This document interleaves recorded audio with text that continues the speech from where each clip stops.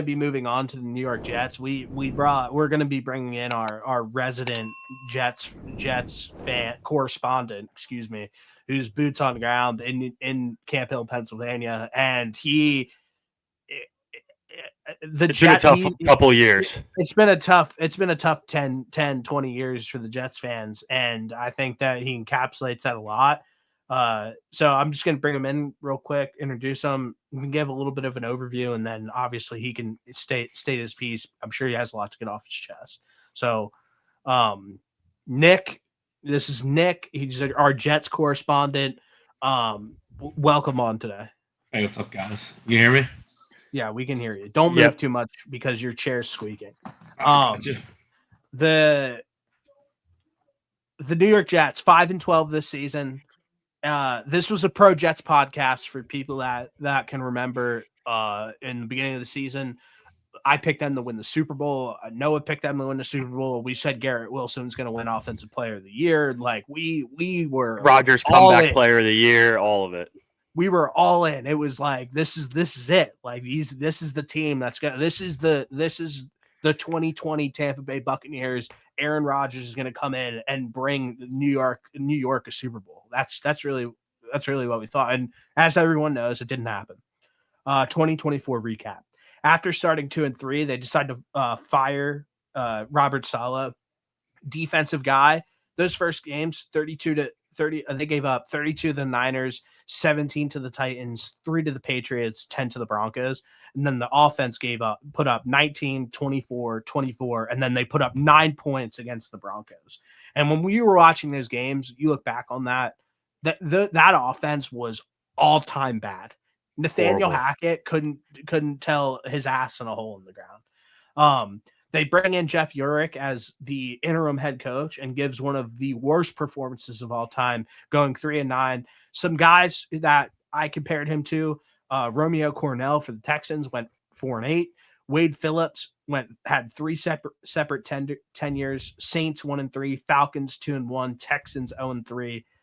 Then you go in, you trade for Tay Adams for a 3rd-round pick that could be a 2nd-round pick if he was all-team first pro or on the field for the Super Bowl. Then Joe Douglas gets fired. A team went all in to go 5-12. And when you look back at the Aaron Rodgers move, it may go down as one of the worst moves in NFL history and as bad as it could have possibly gone. Nick, give us what you have to say about this 2024 season. I think you got it pretty good. They were a train wreck, but it kind of goes back to what I've said is like, you can't have a good team if you don't have good ownership. And Woody Johnson, even though he likes to, make the all-in moves, there's clearly a disconnect between ownership, GM, head coach. There's just a disconnect everywhere that doesn't come out in product on the field. And like you said, it's been the last 15 years. I think I was 13 the last time they were in the playoffs, like almost 30. So you're fucked. Yeah, that's rough. It's just classic. It's classic New York Jets. I think the highlight of the season was when Devontae Adams came out on the Pat McAfee show behind Aaron Rodgers. Like, it's either that or his chase down tackle against the Steelers. So, those were really cool. Those are the two best moments of the Jets season.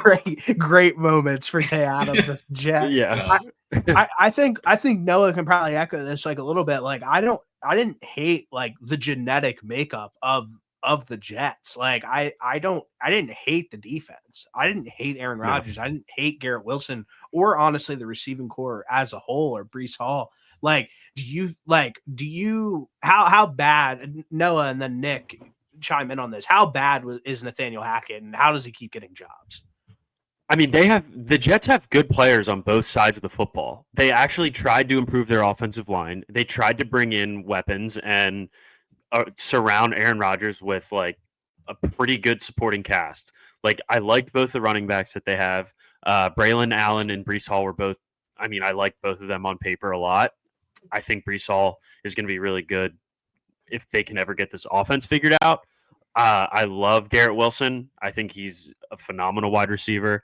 Tay's on the older side, but there's no reason that offense looked that dysfunctional all season for the amount of talent that they had.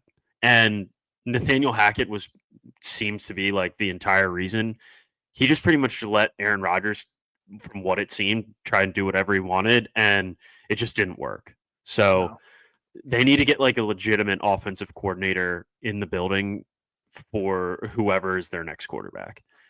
Nick, can you recap the Nathaniel Hackett era from a Jets fan point of view?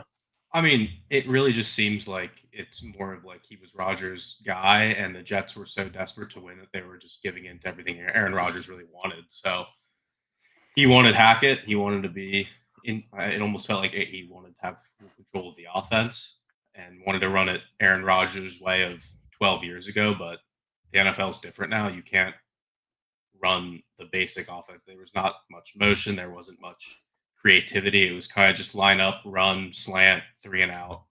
It was very. It's like me and Madden, inside zone, incomplete pass. Honestly, third and long, and you're screwed. There was so many like moments where I would see like game recaps, and Rodgers just wasn't throwing to one side of the field like the entire game.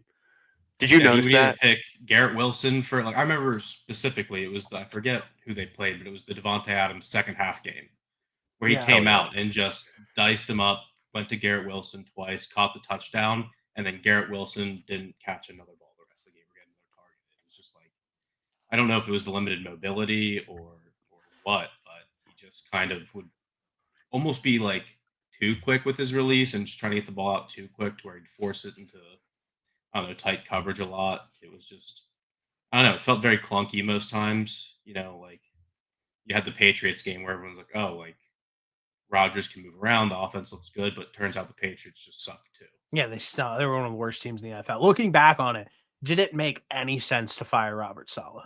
That's what I wanted to say was like, if you told me right now, like going to the season, their defense is going to look like it did, like that defense is still legit. Like they still have players.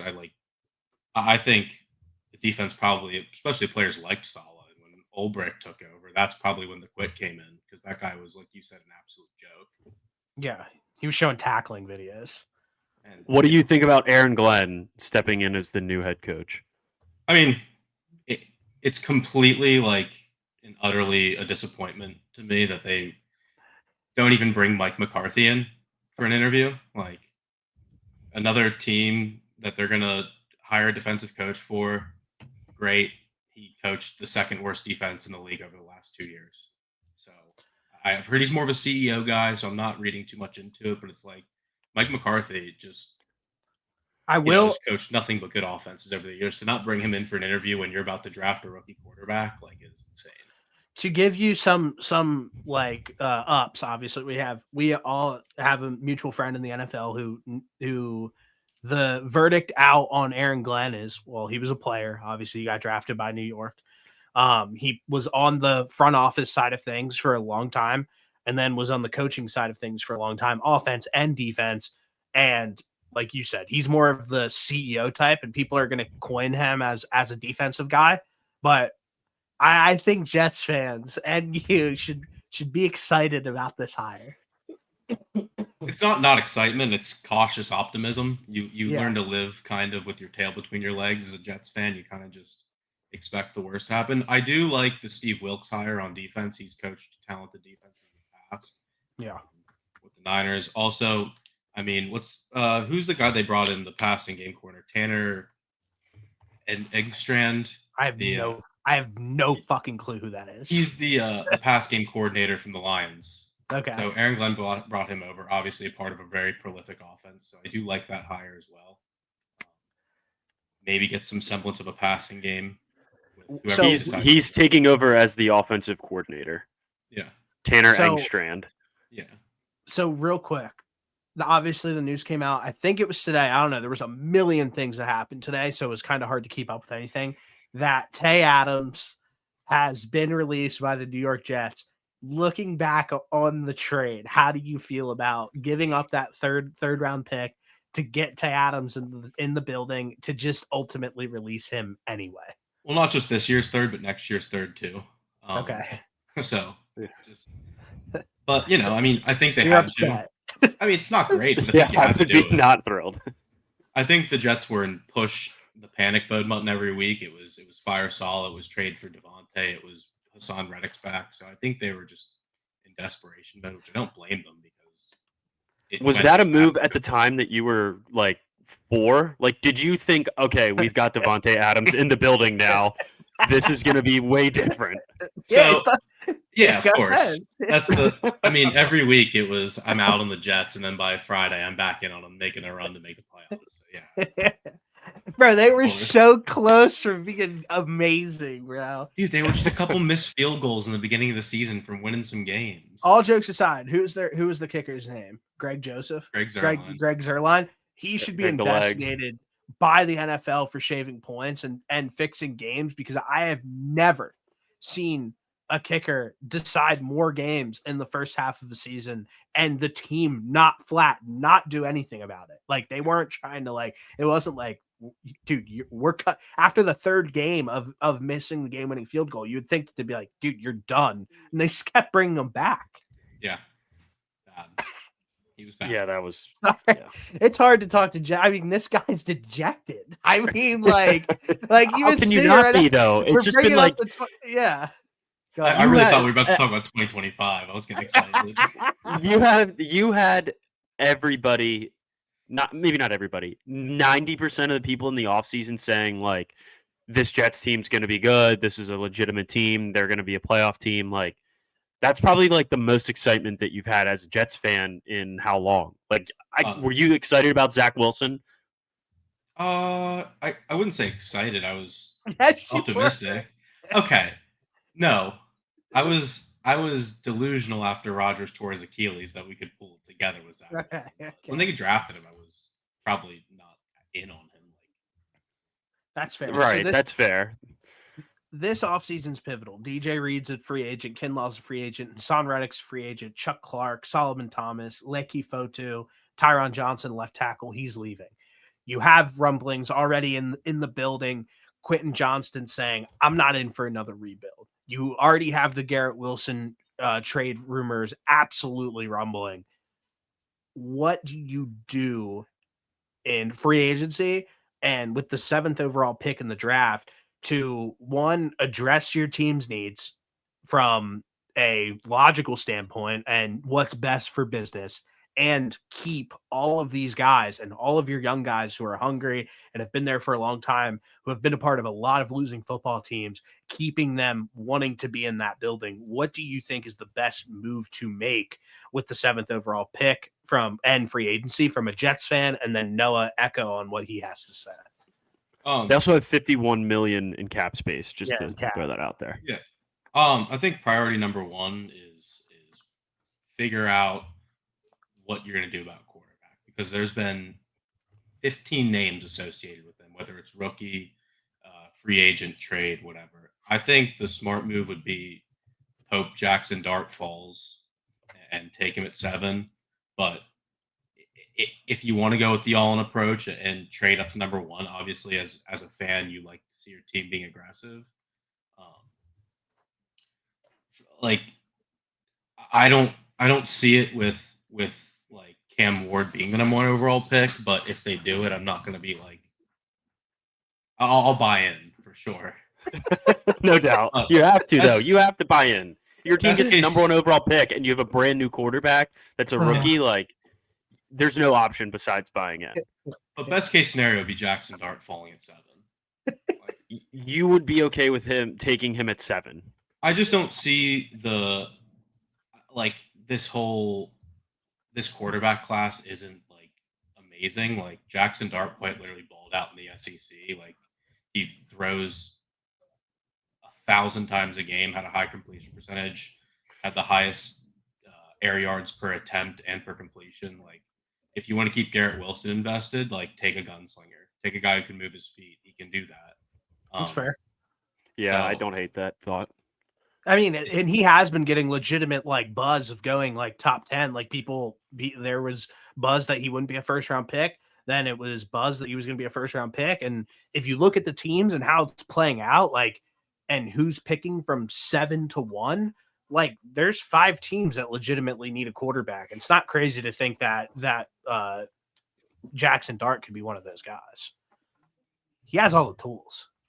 But but besides that, if they don't end up going quarterback, like I like the D tackle from Michigan. What's his name? Mason Graham. Mason Graham, or the tackle out of LSU. Forgetting his name too. Will Campbell. I mean, they hit on Olu last year. I don't see how it could hurt to bolster up the line a little bit more there. Yeah. And it kind of like that best available at that point. Sorry. If the Jets don't go quarterback in this situation, are there guys that you would want from like a free agent standpoint, the Jets to go after? Because the options aren't really great. Yeah. No, like roll out with Tyrod Taylor, let him get hurt, and tank for Arch at that point. So Sam Darnold is off the charts. If he's smart, he wouldn't go back there. There's going to be another team that'll pay him. Like, why would you like that's going back to your ex-girlfriend who cheated on you 10 times? Hey, that's completely fair. I have a list of some guys that you guys should consider signing. Sam Darnold. Obviously, you guys need a quarterback. Mekhi Becton had a great season with the Eagles. Elijah Moore to pair with Garrett Wilson, I think would be great. Mike Williams as the big receiver, and Marcus May. Yeah, that could sure up. Dude, that could sure up all the spots that they need. I mean, those guys know the system. They do. They know what it's They're like. They're familiar with the bright lights. Real note, free agency. Like, I think DJ Reed's got to be a priority. You got to get him back. He was better than Ahmad last year. I don't hate taking a swing on Josh Palmer on a realistic note to pair with Garrett Wilson. I think he was underused in an offense that was a little run heavy and didn't have much. Like, they didn't have a number one guy, so you didn't have to really. You could. Are you discrediting Ladd McConkey's status as a wide receiver in the NFL? I just heard that as well. I did hear that. No, Ladd McConkey's fine. He's great. He's a great number 2 somewhere else. Okay. I think he's an elite level 2 as well. Yeah, for sure. So that's your take then, to keep every single person happy. You think that at that point, you're saying, like, let's just hypothetically say the Jets, if their guy is on the board, they would take Jackson Dart. Why not in a draft where this might be the cheapest draft ever to go and move up to number 1 and grab a quarterback to be able to do it? If it's you, let's hypothetically say, why not trade up to number 1 overall and actually secure your guy? Because what if it gets to a point where you're sitting at 7 and all sit at this top 6 spots, all 3 quarterbacks get taken, and you're sitting there with a pot to piss in, and now you don't have a quarterback at all? Is it, if you go into this free agency period and you miss out on a Justin Fields, you miss out on a Russell Wilson, you miss out on Sam Darnold, whoever they might go after at that point, do you think then at that point they should sit there and within and internally and be like, we need to actually get aggressive and make sure that we get a quarterback in this room? Because if not, we might lose everyone. I mean, because I don't know, if you trade up and do give up the value, go to number 1, and you get Cam Ward and he sucks, then everyone's going to be gone anyways. So you might as well keep the draft capital. That's where I look at it, is like, I don't think this team's going to be good no matter what next year. No, not at all. Regardless. So it's not about being good. It's not about being good. It's about keeping your core players who have been there for a very long time.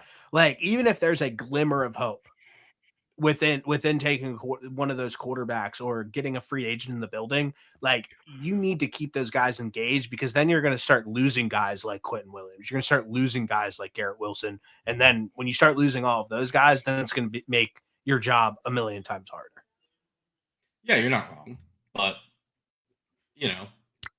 I think how would you go ahead? Sorry.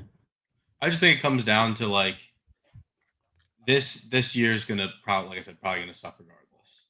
So you probably just keep the 7 pick, take best available, hope your quarterback falls, and if not, the quarterback class next year is great. and you're probably going to have a pretty good chance of getting one of those guys. What are your thoughts on bringing the best quarterback back that the Jets have had in the last 7 years? Could Zach Wilson realistically come back to New York on a very cheap deal for 1 year? Once again, he wouldn't come back. Why would he come back? He doesn't want to be a backup behind Bo Nix anymore. Yeah, I saw a picture and of him. And he likes New York. Bo Nix hanging out. He likes New York. That looked like he liked being. But if that's his only opportunity to start in the NFL, he's sure as hell going to go and start. I just don't think the Jets. He didn't have any starting availability last year. Yeah, he shouldn't. He's not good. But if you're tanking anyways, is it the worst thing to have somebody in there that's familiar with New York, that's on a cheap deal, that has chemistry with your number one receiver already? They're in a better spot from a roster standpoint, probably at the end, if they bring in Zach Wilson on a cheap deal. Then that way you can save your number 7 pick and actually put it towards something and not have to give up draft capital. I think that would be just an awful idea. But you're gonna you want to suck anyways. The worst case scenario is he sucks. I never want this. I don't want them to suck. It's the reality. Well, there's not really many options at quarterback. Is my only thing. It just feels though and I'm not saying this to be funny to get hopes up or anything like that. The Jets are legitimately a competent quarterback away from being the second best team in the division. I don't love where the Dolphins are at. I don't like Tua. The Patriots have a long way to go. They could be one of those teams that make the jump. And then there might be a year where the Bills could get injured, obviously, and they fall back. But they're clearly the head guys in that division. We've mentioned this and we've been saying it a lot because these guys at the top are doing that. The Texans and the Commanders, that situation that we just got done talking about when we were talking about the Raiders. You could really make that argument to me that out of any roster at the top right now of the draft, you insert one of those top quarterbacks in this system. You have Garrett Wilson, you have Breece Hall, you have a decent O-line. You have guys on defense who have clearly done it at a high level. Why can't the Jets be that next team to take that rookie quarterback? And that's why I'm saying that, because this mold has been done the last 2 seasons. And if you don't think that these guys who are picking at the top of the draft are thinking that way, I think you're out of your mind. And the Jets have one of those rosters who I think are most qualified out of anybody. I think the top 2 teams out of the top 10 that are most qualified are probably the Jags and the Jets. Yeah. I agree there. Like I said, you look at their defense on paper, solid offensive pieces are there. That's why I think, I said when we started, is trade up and get the guy. But if you stay at 7, you better hope Jackson Dart falls there. Yeah. So I think he could be. I think he's the Jaden Daniels of this year. Who? Jackson Dart. Yeah. Okay. Not actually who Jaden Daniels is. But we can clip this and we can clip it. If it hits after the season, you'll look like a genius. I don't want to say the Jaden Daniels. You can't. I'm not going to say he's going to be that good. But I think out of the 3 guys, he does more that I like than either of Shedeur or Cam Ward. That's fair. That's completely fair. So you better place your offensive rookie of the year bet on Jackson Dart right now. No more Jets futures. I got so many bad Jets futures from last year that I got screenshotted. Breece Hall, rushing yards. Garrett Wilson, offensive player. It's all bad. I would have thought those would have hit until probably week 10. So yeah, that's fair. Yeah. Well, there was hope. There was hope the entire season. They never let me fully give up until it was over. That's got to be worse almost than being horrible and being well, we're going to suck for the whole year, rather than just getting dragged along until the it was the last the possible first 12 second. Weeks at least. It was still it's fair. I was invested in the game still, where usually you just have them on the side screen and they're losing. Yeah, that actually blows. I'm not going to lie. Not like your Eagles, man. Yeah. Hey, I was blessed this year. Hey, congrats on Zach Bond today, by the way. Thank you. I'm glad that they're keeping him. So it sounds like you're stamping it. What the Jets need to do is get that quarterback in the building. That's what you want to see. Is there anything else that you would like to add about this upcoming season, last season, any final send off for as our Jets correspondents that you need to get out there? No, not really. I mean, there's definitely their offseason is pretty much predicated around a quarterback right now, and that hasn't happened yet. So yeah. there's So not you're much to say. so you're very this next like month to 2 months is just you're tight right now. You're tense, and you need to see how this plays out before you give any other updates. Yeah, I'd like to see what they do at that position first, because like you said, it's pretty much the only glaring weakness on this team that's like needs to be addressed. Yeah. So What does it look like on a day to day for you when like in the off season when you're looking for a quarterback? Like, are you on Reddit like every day just looking at mock drafts? no, God no. I didn't look at pretty much any mock drafts till last week, really. Fair. Dude, I feel like there's like if Nick's you're in those, tense, dude. yeah, you feel you can literally Sorry. cut the tension in the air with a knife. Tense, bro. Oh my gosh. There's just not much to say. They don't have many they don't have many moves to make right now besides sign some guys back. Yeah. It's a horrible year to need a quarterback. Yeah. At least one of the worst ones that I've like remembered. Like these groups of quarterbacks that are coming out and the free agents are just not. It's just not great options. I mean, the name Derek Carr is getting floated around again in these New York schools. Oh God, It's bad. that's horrible. But yeah, I think. Although if Derek Carr's in the building, you would be convinced. No, Yeah. no. Okay. When they was in the free agency Saints, 2 years ago, I was the Saints, the first 3 mountaintop games this of the time. season. First 2. That's true. The Saints, the were Jets good. have better weapons than the Saints do. I don't know.